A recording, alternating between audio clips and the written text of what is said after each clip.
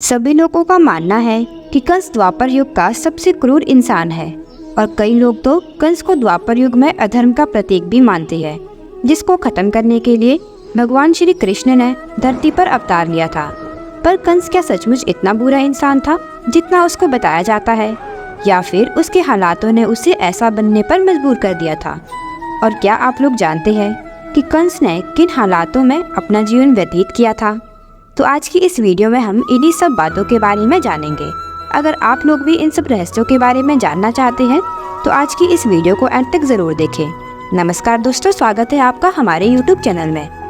दरअसल कंस का बचपन बहुत कठिन अभावों में बीता था, क्योंकि उसे उन सब चीजों के लिए भी सजा मिली जो काम उसने कभी किए ही नहीं थे, ना ही उन सब चीजों पर उसका कोई वश था।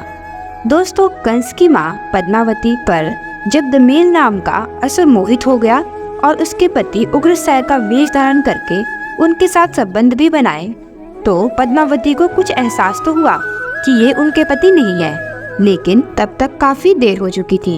इस संबंध से इनकी एक संतान हुई जिसका नाम रखा गया था कंस, और उग्रसेन ने उसे गोद ले लिया। फिर यही से शुरू हुई थी कंस के काले जीवन की कहानी, जिसने जीवन भर उसका साथ नहीं छोड़ा।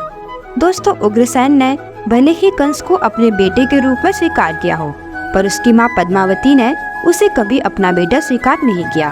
पद्मावती हमेशा इस बात से दुखी रही कि ये संतान उसके शोषण का प्रतीक है, इसीलिए उसने कंस को हमेशा से अनदेखा किया और हमेशा उसके मरने की ही कामना करती रही। कंस अपनी माँ के इस बर्ताव से बहुत दुखी रहता था, इसी वजह से कंस का बचपन रोते हुए बीता।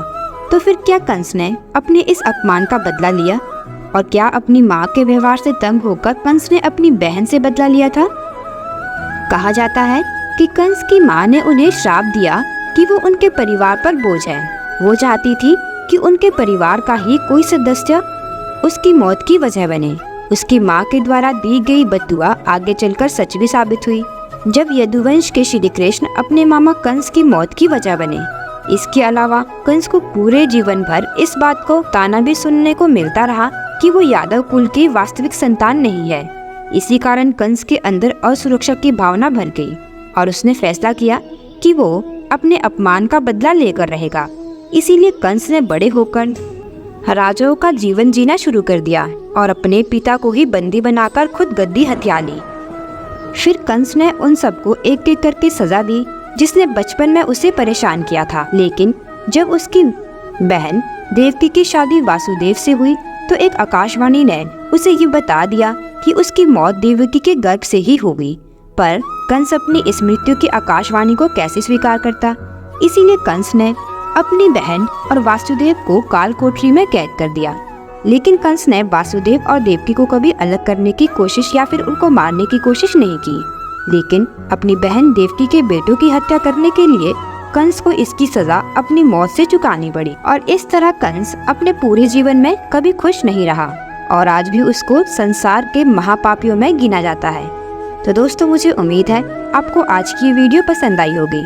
अगर आपको ये वीडियो अच्छी लगी है तो इस वीडियो को ज़्यादा से ज़्यादा लाइक और शेयर कर दें।